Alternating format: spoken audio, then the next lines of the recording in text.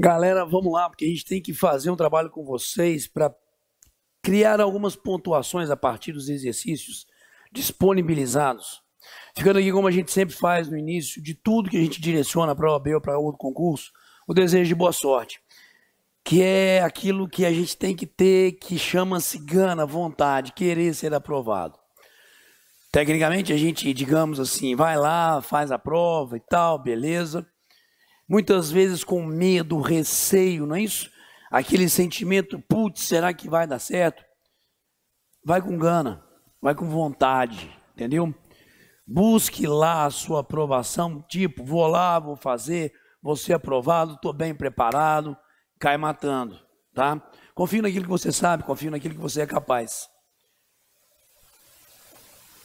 E de boa, claro que você é um cidadão plenamente capaz de conseguir, lógico, a sua aprovação.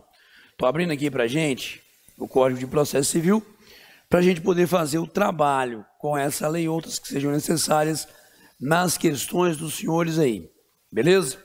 Vamos lá, julgou questão dentro do material dos senhores 51. Um cidadão chamado Pedro, na qualidade de advogado, é procurado por Alfredo para que seja proposta demanda. Alfredo, autor, em face de João, réu, Pedro, advogado. Já que ambos não conseguiram uma composição amigável. A fim de embasar suas alegações de fato, Alfredo entrega a Pedro contundentes documentos, que efetivamente são juntados por você ali, Pedro, à petição inicial, pela qual, além da procedência dos pedidos, requer a concessão de liminar a favor do seu cliente. Esses são pedidos de procedência, requerimento liminar, não sabemos por que ainda. Malgrado a existência de tese firmada em julgamento de recurso repetitivo favorável a Alfredo, o juiz indefere a liminar sob o fundamento da inexistência da urgência capaz de justificar o requerimento. Posto isso, a decisão está correta, incorreta, correta, incorreta. Pronto. A primeira coisa que a gente tem que identificar se realmente é possível a concessão de uma decisão. Apesar da questão, para mim, mal montada, mas aí isso é picuinha minha, porque o que está sendo solicitado aqui é uma tutela provisória liminarmente, tá? Mas é questão de pessoas que talvez não tenham a percepção tão ampla daquilo que é necessário em termos de tutelas provisórias. De qualquer forma, vamos direto para a questão. Houve um requerimento de uma tutela provisória liminarmente. Requerimento esse fundado em quê? Joga para mim. Existência de tese firmada em julgamento repetitivo e documentos contundentes que comprovariam ali as situações fáticas. O juiz negou falando, não tem nenhuma urgência. Senhores, é necessário sempre que se comprove a urgência para a concessão de tutelas provisórias liminarmente, ou seria possível que a gente tivesse a concessão de tutelas provisórias, mesmo ali desprovida a situação de urgência, porque aqui não tem urgência, aqui tem documentos ditos contundentes, aqui existe tese firmada em julgamento repetitivo. É possível a concessão de tutelas provisórias liminarmente, mesmo não existindo urgência. Porque as tutelas provisórias não são baseadas exclusivamente na urgência. Também existe aquilo que a gente chama de tutela provisória da evidência, aonde eu descarto a figura da urgência como requisito para a concessão da medida, em razão de eu ter ali um alto grau de probabilidade do direito diante de situações postas pelo legislador.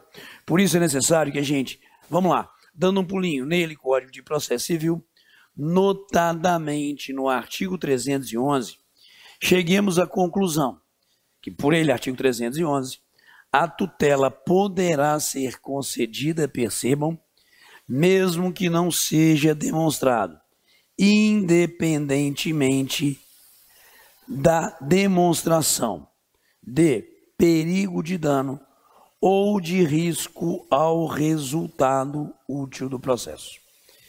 E nesses casos aqui elencados, nos incisos 2 e 3, foco o 2. As alegações de fato puderem ser comprovadas apenas documentalmente e houver tese firmada em julgamento de casos repetitivos, que é o que está na questão, ou em súmula vinculante. Vai afirmar para a gente o parágrafo único que, nas hipóteses dos incisos 2 e 3, o juiz poderá decidir liminarmente.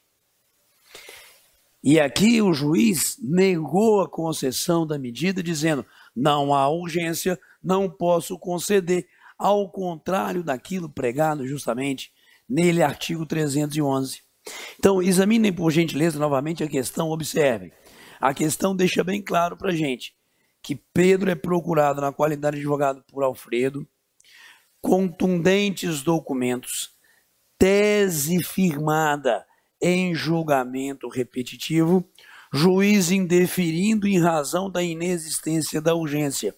Tecnicamente, essa decisão está incorreta. Só que temos que confirmar os motivos, já que nós descartamos agora a letra A e a letra C. Incorreta, vamos ler a letra B, por favor. Pois se as alegações de fato puderem ser comprovadas apenas documentalmente e houver tese firmada em julgamento de casos repetitivos, como no caso, a liminar pode ser deferida. Que é justamente o trabalho que nós fizemos com os senhores agora, nele artigo 311.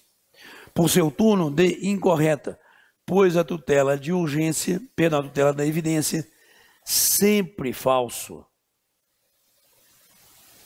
Porque, como nós vimos ali no parágrafo único do artigo 311, somente nos casos dos incisos 2 e 3 é que ela tutela da evidência por força do 311 poderá ser concedida liminarmente. Então, não é todos os casos, não é sempre possível conceder tutela de evidência liminarmente. Pegamos, galera? Portanto, letra B, questão 51 do material dos senhores. Podemos ir à questão 52. Vamos lá. Felipe, a fim de cobrar dívida proveniente de contrato de mútuo firmado com Aline, ajuizou demanda de conhecimento em face de Alberto, fiador. Então eu tenho João Alberto, fiador, réu, beleza? Eu tenho Felipe, autor. Surpreendido, João Alberto te procura como advogado. Assinale a opção que representará a medida mais adequada para a responsabilização de Aline, já que a Aline, apesar de ser a devedora, não figurou no polo passivo da demanda.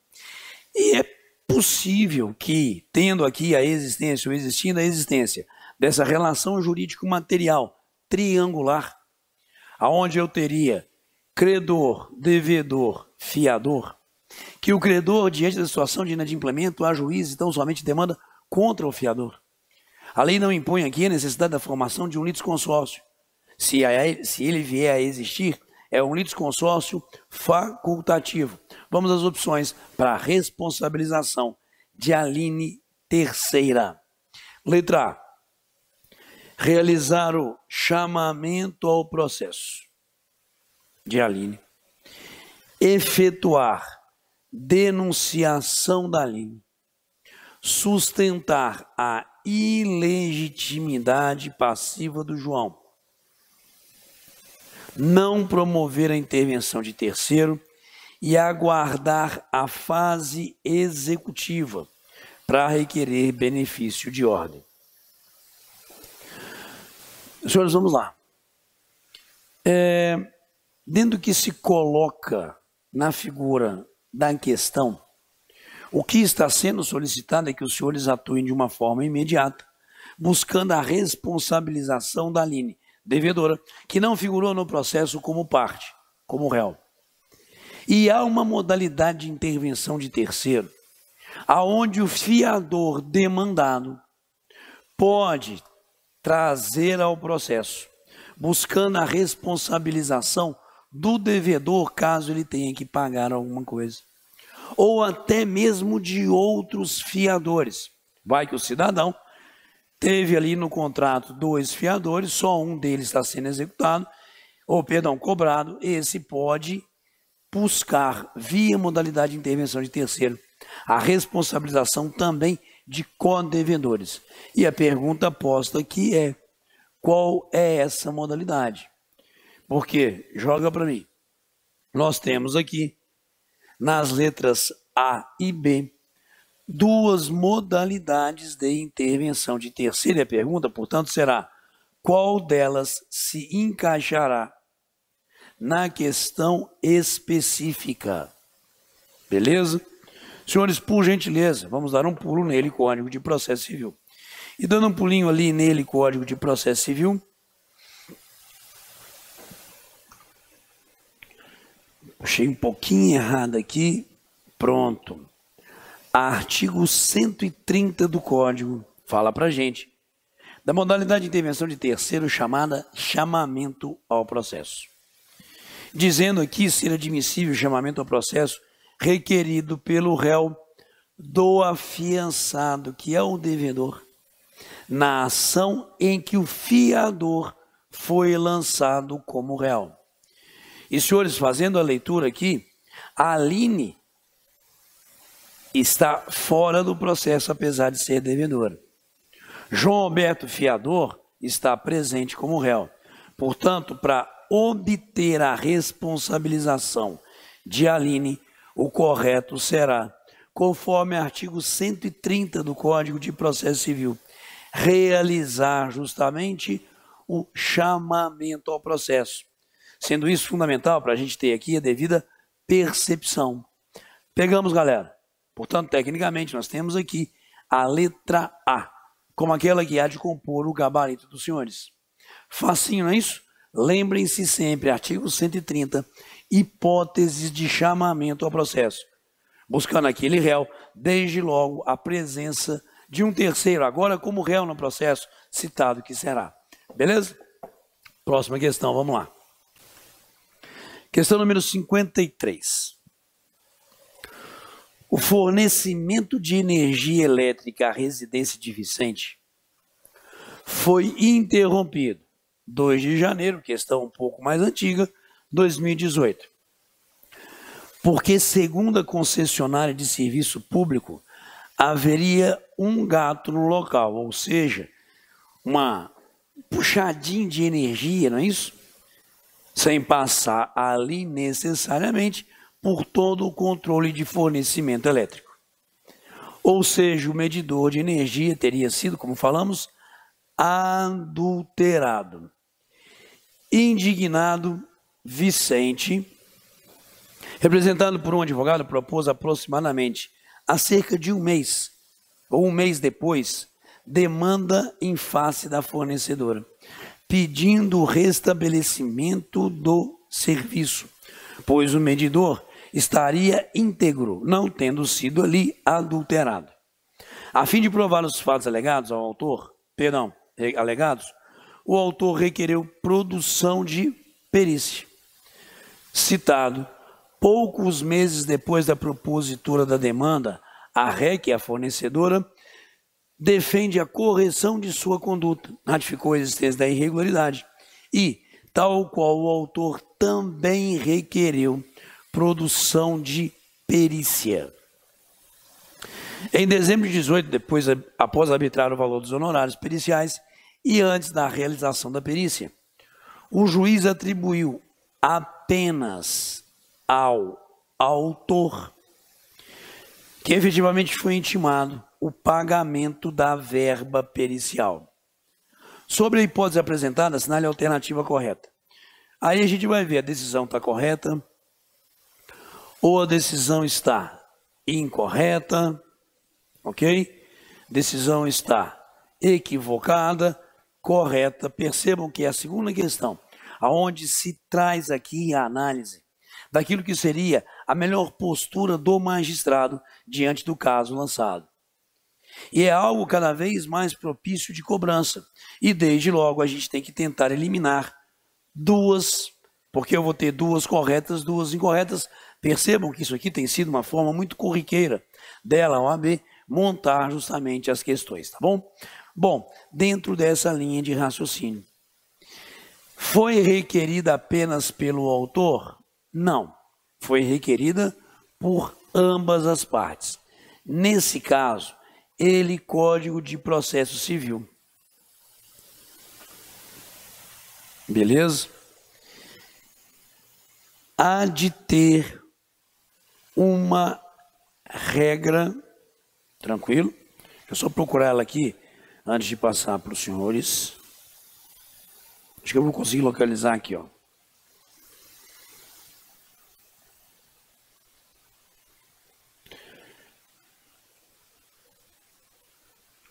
Joga, por favor, artigo 95 do nosso novo Código de Processo Civil. Observem como que ele vai colocar para a gente o seguinte: cada parte adiantará a remuneração do assistente técnico que houver indicado, sendo a do perito adiantado pela parte que houver requerido a perícia. Tudo bem.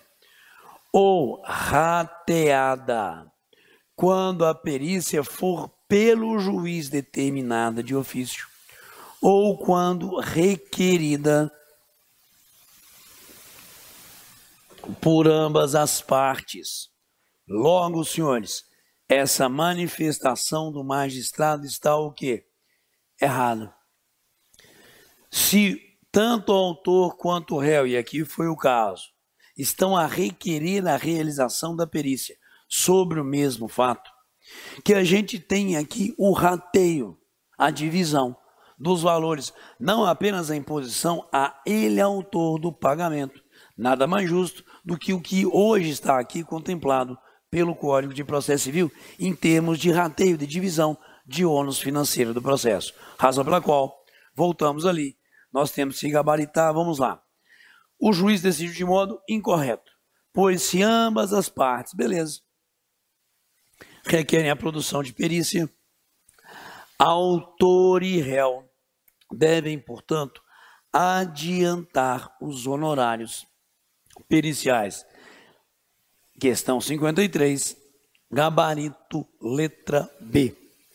Galera, vamos lá, vamos para a questão 54, por favor. Maria, ao perceber que seu bem imóvel foi arrematado por preço vil, em uma execução de título executivo extrajudicial, preço vil, preço bem inferior à avaliação do bem.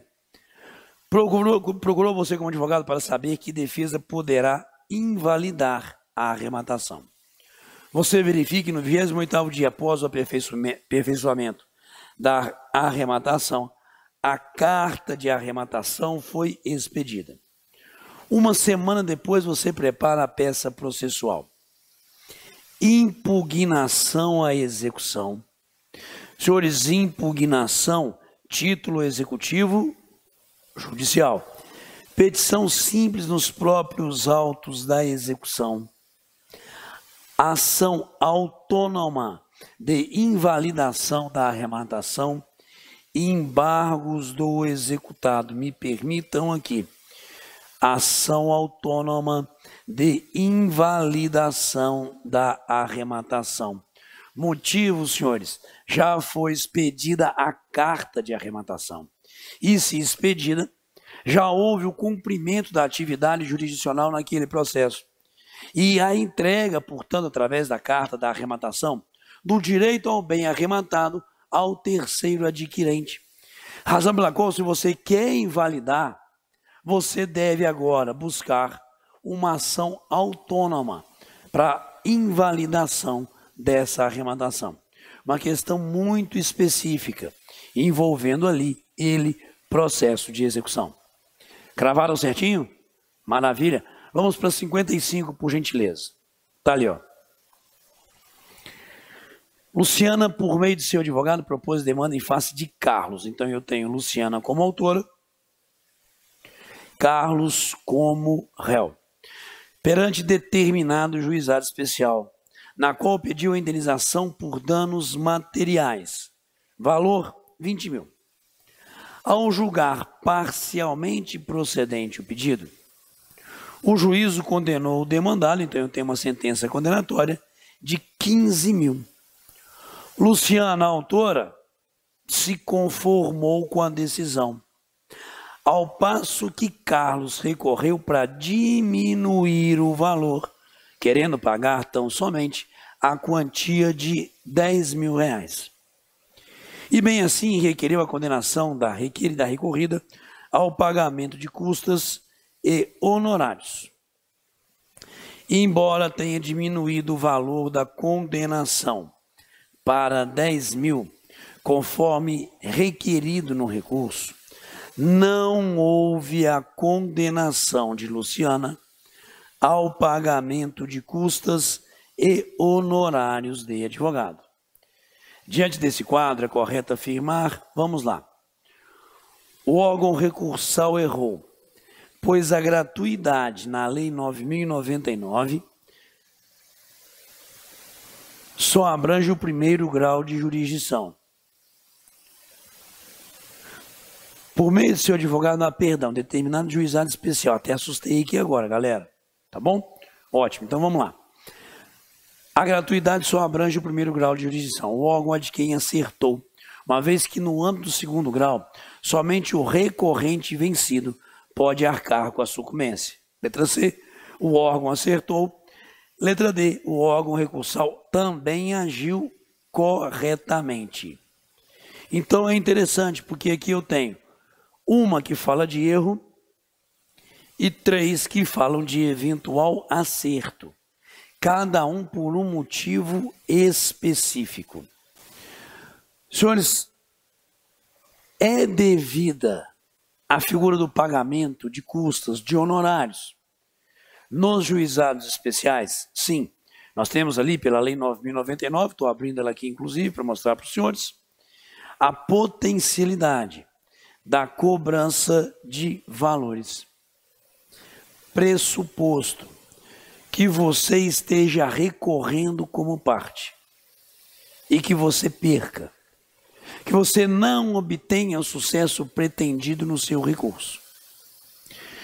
Porque aqui os juizados especiais criam um fator inibitório do cidadão recorrer. Se você teve uma sentença contrária a você nos juizados especiais, você não é condenado a ônus de sucumbência nenhum. Mas aí a lei vira para você e fala, cidadão, tudo bem, você tem direito de recorrer. Entretanto, se você recorrer, saiba que se você recorrer e perder, você terá que arcar com ônus decorrentes da sucumbência. Joga para mim.